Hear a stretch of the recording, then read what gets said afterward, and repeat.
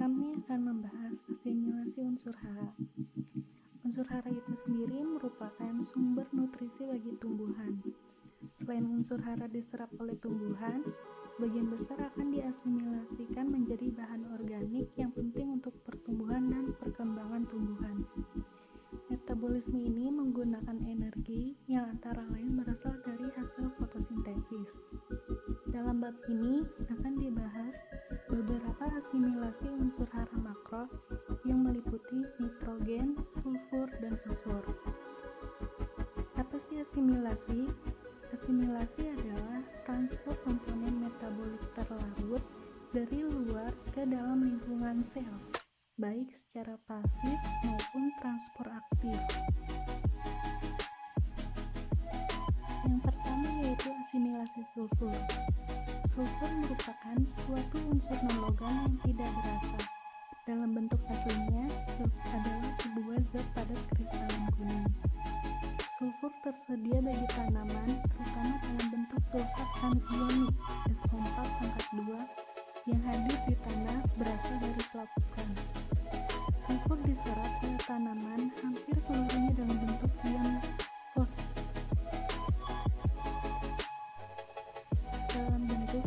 sulfat.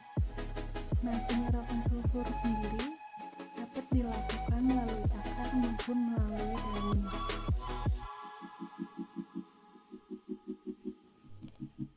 Nah, sulfur yang telah diserap tadi akan diasimilasi dengan energi ATP menghasilkan adenosin fosfosulfat dan pirofosfat. APS akan dibentuk menjadi 3 PAPS, kemudian menjadi sulfit dan menjadi sulfida. Peranan nitrogen dan sulfur pada tanaman. Nitrogen memiliki beberapa peranan terhadap pertumbuhan dan tanaman, yaitu diantaranya memacu pertumbuhan tanaman secara umum terutama pada fase vegetatif, berperan dalam pembentukan klorofil, dan merangsang perkembangbiakan mikroorganisme. Selanjutnya, sulfur memiliki peran yang dibutuhkan tanaman dalam pembentukan asam-asam amino sistein, dan metionin. Di samping itu, sulfur juga merupakan bagian dari biotin, tiamin, koenzim A, dan glutationin.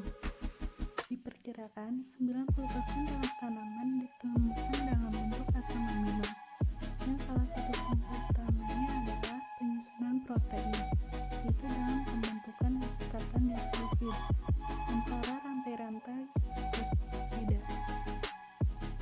Jika suatu tanaman mengalami kekurangan unsur hara, tanaman tersebut akan mengalami defisiensi. Berikut adalah defisiensi yang terjadi jika tanaman mengalami kekurangan unsur hara nitrogen. Yang pertama, warna daunnya akan menjadi berwarna kekuning-kuningan. Dan pada tanaman tadi, warna kekuningan ini dimulai dari ujung daun menjalar ke tulang daun selanjutnya, sehingga seluruh tanaman berwarna pucat kekuning-kuningan. Jaringan daun mati, dan inilah yang menyebabkan daun selanjutnya menjadi kering dan berwarna merah kecoklatan.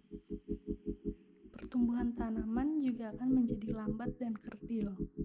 Perkembangan buahnya tidak sempurna atau tidak baik, seringkali matang sebelum waktunya.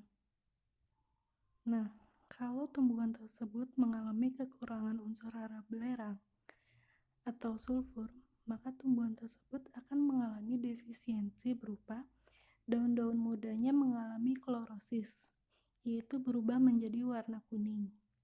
Perubahan warna umumnya terjadi pada seluruh daun muda. Kadang-kadang menjadi mengkilap keputih-putihan, dan kadang-kadang perubahannya tidak merata, tetapi berlangsung pada bagian daun selengkapnya. Khususnya pada tanaman tebu, menyebabkan rendemen gula rendah. Jumlah anakan juga akan menjadi